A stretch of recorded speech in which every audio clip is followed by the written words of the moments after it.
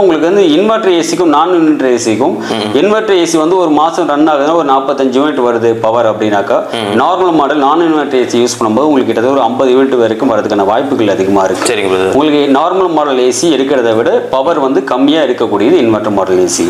அப்போ இன்வெர்டர் பெஸ்ட்ன்றீங்களா இல்லை நான் இன்வெர்டர் பெஸ்ட்ன்றீங்களா பிரதர்? உங்களுக்கு வந்து நான் இன்வெர்டர் லைஃப் அதிகமாக வரும். இன்வெர்டர் லைஃப் டைம் கம்மி தான். ஏன்னா இன்வெர்டரில் வந்து உங்களுக்கு இன்டோர்லையும் எலக்ட்ரானிக் பிசி போர்டு அதிகமாக இருக்கும், அவுட்டோர்லையும் எலக்ட்ரானிக் பிசி போர்டு அதிகமாக இருக்கும். சப்போஸ் வந்து உங்களுக்கு அவுட்டோர்ல பிசிபி எலக்ட்ரானிக் பிசி போர்டு அதிகமாக இருக்குது அப்படின்னும் போது உங்களுக்கு லைஃப் டைம் ரொம்ப கம்மியாக தான் இருக்கும். நம்ம எதிர்பார்க்குற லைஃப் டைம் அதில் கிடைக்காது. அது இல்லாமல் ஒரு சென்சார் போயிருக்கு அப்படின்னா கூட அந்த சென்சார் மட்டுமே கிட்டத்தட்ட 8,000 to 10,000 வரைக்கும் செலவாகிறதுக்கான வாய்ப்புகள் நிறைய இருக்குது. சரிங்க பிரதர். அப்போ வந்து நமக்கு செக் பண்ணி பார்க்கும்போது இன்வெர்டர் வந்து கம்பேர் பண்ணும்போது நான் இன்வெர்டர் வந்து பெஸ்ட். ஆமாம், நான் இன்வெர்டர் வந்து உங்களுக்கு லைஃப் டைம் இன்னும் அதிகமாக இருக்கும். இன்வெர்டரோட லைஃப் டைம் வந்து நான் இன்வெர்டர் அதிகம் தான்.